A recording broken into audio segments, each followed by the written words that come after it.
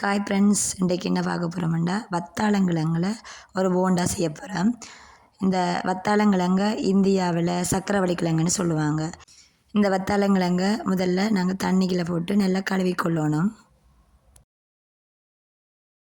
இந்த வத்தாளங்கிழங்க நாங்கள் அவிச்சு எடுக்கணும். அப்போ அதுக்காக நல்லா கழுவி போட்டு அதை பீஸாக நான் வெட்டி எடுக்கிறேன்.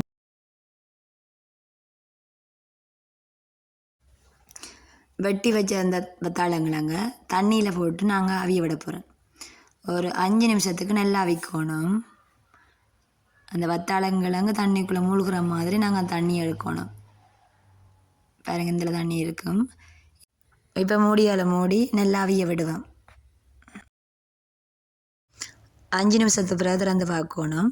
இது நல்லா வெந்துட்டு தாண்டதை கத்தியாலேயோ இல்லாட்டி கரண்டியாலேயோ இதை குத்தி பார்க்கணும். குத்தி பார்க்க நல்லா நசிப்பட்டுதுன்னு சொன்னால் கிழங்கு அவிஞ்சிட்டுதுன்ட்டு நாங்கள் எடுத்துக்கொள்ளலாம். இந்த கிழங்கை ஆற வர்றதுக்காண்டி கொஞ்சம் தண்ணியை விட்டு கூழாக்குறேன். வேகமாக நாங்கள் இதில் தோலை உரிச்சு கொள்ளலாம். தண்ணியை விட்டு கூழாக்கிட்டு தோலை உரிச்சு கொள்ளுவோம். பாருங்க, தோல் நல்லா கலண்டு வருது. நல்லா அவிஞ்சிட்டுதுன்னு சொன்னால் தோல் தண்டை பாட்டுக்கு வரும், தானாகவே உறிஞ்சி வரும். கொஞ்சம் அவியலைன்னு சொன்னால் தோல் கலர்றதுக்கு கொஞ்சம் கஷ்டமாக இருக்கும். இப்போ கிழங்கு நல்லா அவிஞ்சால் தான் டேஸ்ட்டாகவும் இருக்கும்.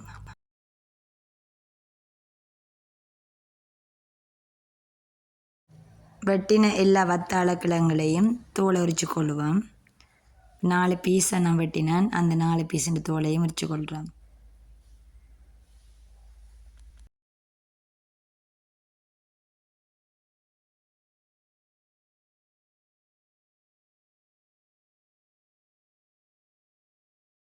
இப்போ எல்லா தோலையும் நான் உரிச்சு எடுத்துட்டேன்.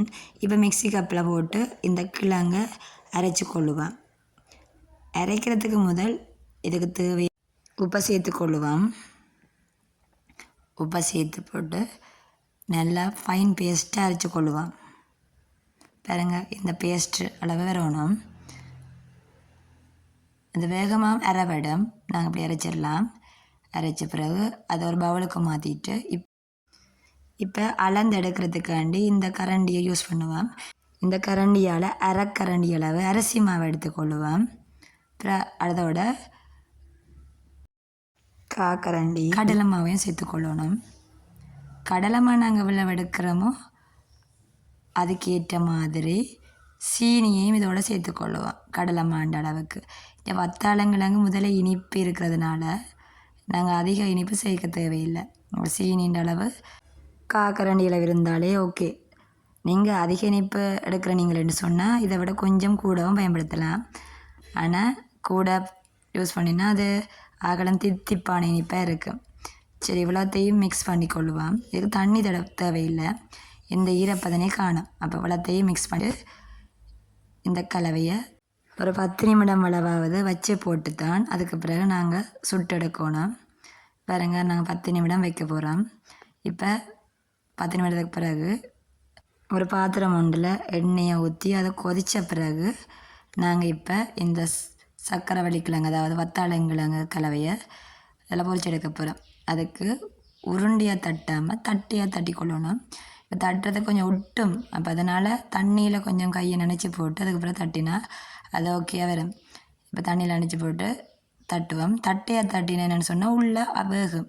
வட்டமாக தட்டினா உள்ளே இருக்கிற அந்த மாக்கலவை வெந்து வராது. இப்போ அதனால் தட்டியாக தட்டி போட்டு எண்ணெய்க்குள்ளே போடுவேன். இந்த எண்ணெய்க்குள்ளே ஒரு 5-6 தான் போடலாம்.